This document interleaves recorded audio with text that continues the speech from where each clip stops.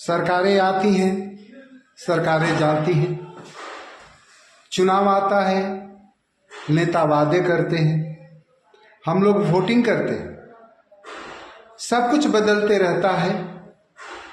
बस एक चीज नहीं बदलती है और वह हम पब्लिक की समस्या। हम पब्लिक की समस्या यथावत बनी रहती है।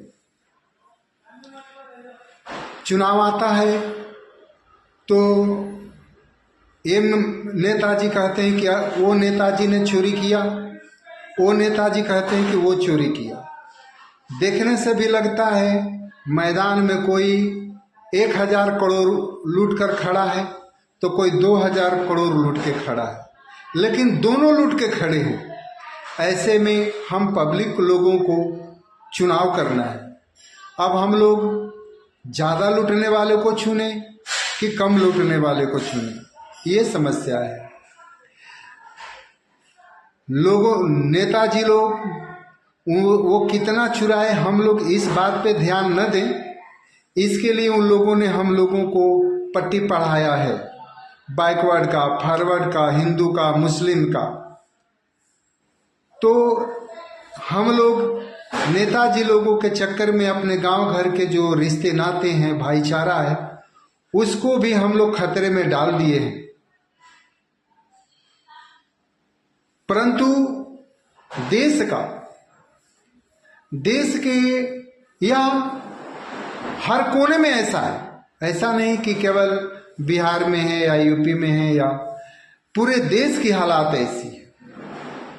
अभी बिहार में चुनाव है, खूब सुनने को आया, यादव सुनने को आया, ब्राह्मण सुनने को आया, राजपूत, कुर्मी, कोयरी, पासवान, दलित, महादलित, सब कुछ सुनने को अब में आया। अब चुनाव के में टिकट लेना है।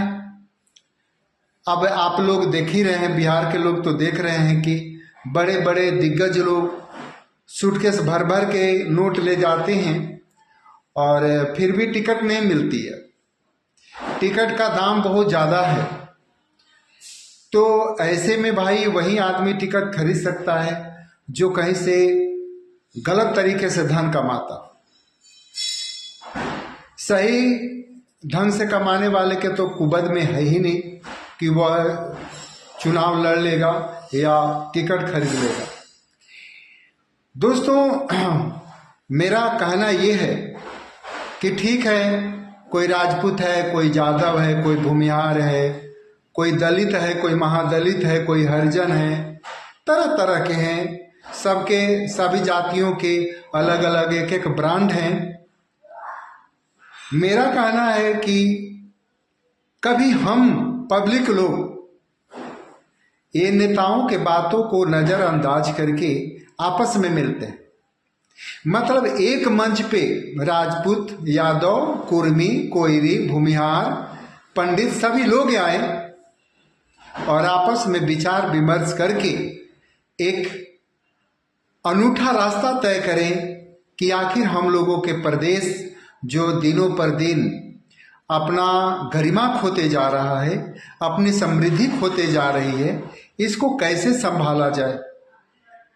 देखिए, यह विश्व में यह एक पहली घटना होगी लोकतंत्र में कि जब अगर किसी प्रदेश के नेतागण असक्षम भ्रष्ट हो गए तो वहाँ की पब्लिक ने आपसी सामंजस्य के द्वारा एक ऐसे सरकार का निर्माण किया जो जनता का कल्याण किया।